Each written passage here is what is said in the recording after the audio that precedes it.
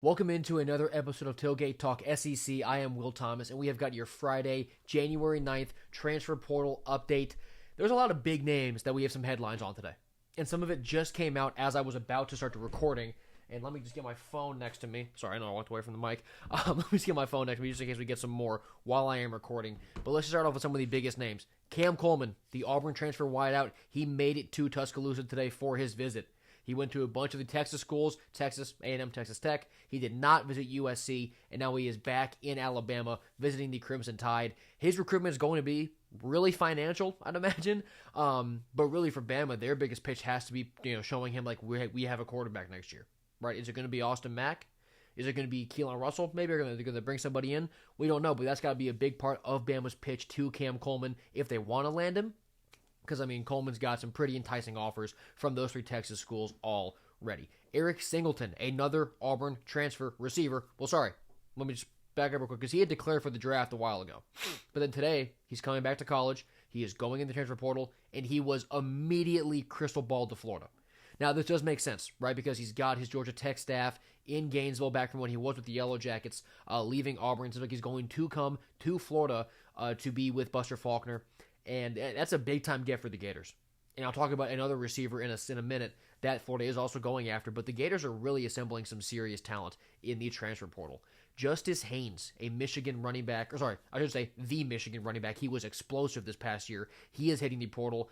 He had a really good season before he got derailed with injuries a little bit at the end of it.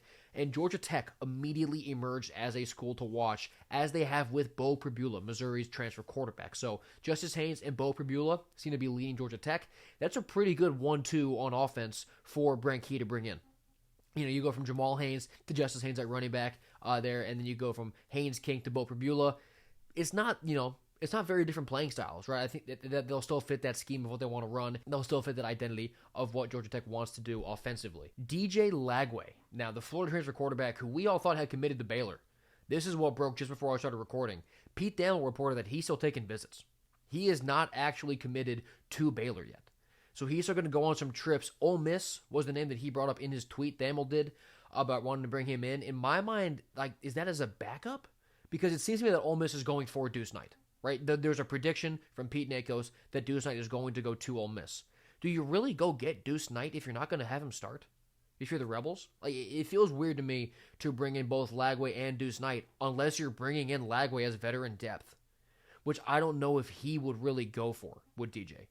But the other school that I saw some things about was Clemson. Now, Clemson was one of Lagway's final three schools. It was Clemson, USC, and then Florida, obviously. And there was smoke that he was on campus, on Clemson's campus today. Now, I can't confirm that. I haven't seen an official report about it. But when there's smoke, there's fire. And when I see smoke coming from multiple different directions, I normally do think there's a fire. So it wouldn't shock me if Lagway to Clemson is a real thing. Right, at least real mutual interest, because for Clemson, Cade Klubnik is leaving. They have Chris Vizina back there, but you could bring in Lagway, and with the pedigree of Clemson's coaching staff, probably feel pretty good about getting him mechanically fixed to at least be better than he was this year for the Gators. So DJ Lagway to Clemson is an interesting one to look out for. I would still say that Baylor is the favorite, right, given that they're in his home state of Texas. That's where his dad went. We got news that he had committed there, so clearly there's a lot of mutual interest there. So I would consider Baylor the favorite, then probably Clemson second, right? Even though we don't have the official report of that visit actually happening, and then Ole Miss at 3. Sam Leavitt, another quarterback. He was at LSU the night that the Damon Williams news dropped. Then he was immediately in Tennessee, but then he left Tennessee without signing too, and now he's going to Miami this weekend. So Sam Leavitt is crossing off just about every box in terms of visiting these schools that need a transfer quarterback. So we'll see where he ends up. He's gone to all these schools. He'll have offers from every single one of them. He's heard all their pitches, at least about to with Miami. So he's going to have his pick, more or less. Obviously these spots are filling up, but Sam Leavitt could end up at a lot of different places, and we'll see how that plays out. Jamie French, a 5-star Texas wideout who's a true freshman this year, only had one catch. He's hitting the portal, and he is planning visits to Florida and Florida State. So we got an in-state rivalry going here for Jamie French. It was it wasn't an awesome Texas receiver room, but it was deep enough where I'm not concerned about Jamie French only having one catch, right? Because 5 stars are 5 stars for a reason. And I don't like to, say a 5-star isn't going to pan out because he didn't do much as a true freshman. Because that tends to be what happens with guys who turn out even better, right? They take that year to develop.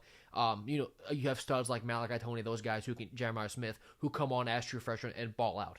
But that's not true for most of these guys, right? So I'm not scared off of Jamie French based on a lack of, freshman year contribution. But in his sophomore year, you're going to want to see it happen. Now, if he comes to Florida, it's going to be a really deep room. With Dallas Wilson, Vernell Brown III, maybe Eric Singleton. You are bringing in several transfer wideouts. Does French have a consistent spot there? We won't know till we know. But for FSU, that room will be much more open. Only a few other real threats for that playing time. But, do you really want to go play for Ashton Daniels in your sophomore year of college? So we'll see what French does. Florida and FSU might not be the only two schools in play for him, but they are currently the two schools in play for him. So we'll see how that situation develops. Jaheim Singletary, he's also a former 5-star, but he's in the secondary at corner. He started his career at Georgia, most recently at Arkansas, and now he is hitting the portal again, and we don't have much intel yet on where he's looking. I wouldn't be shocked if it is another SEC school, because, he has all the talent in the world. He has put up some good numbers and some decent tape, so I don't think he has to, downgrade his spot, but we'll see what happens with Singletary as more intel comes out. Jarquez Carter, he was a 4-star defensive tackle in last year's high school recruiting class. He is leaving Ohio State, and he is moving on through the transfer portal. I would expect that he's pretty coveted.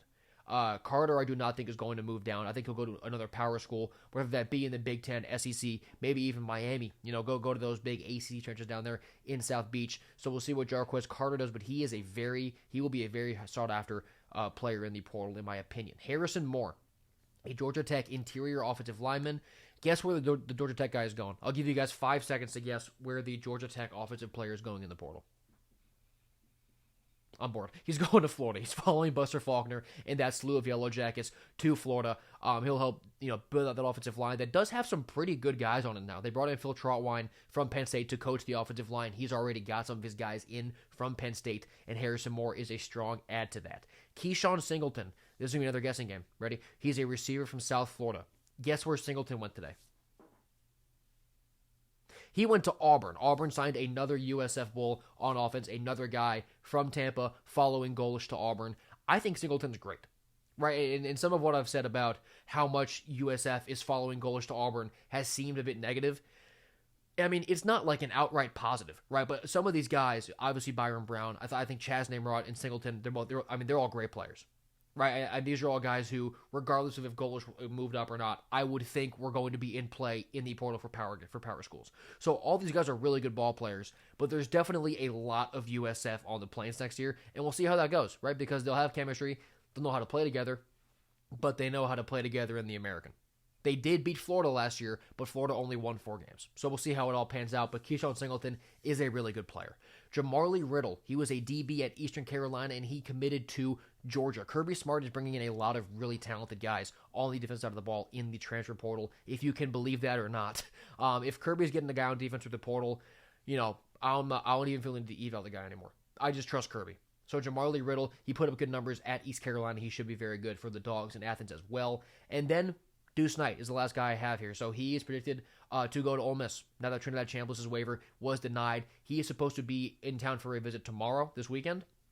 And now with the DJ Lagway thing, we'll see what happens.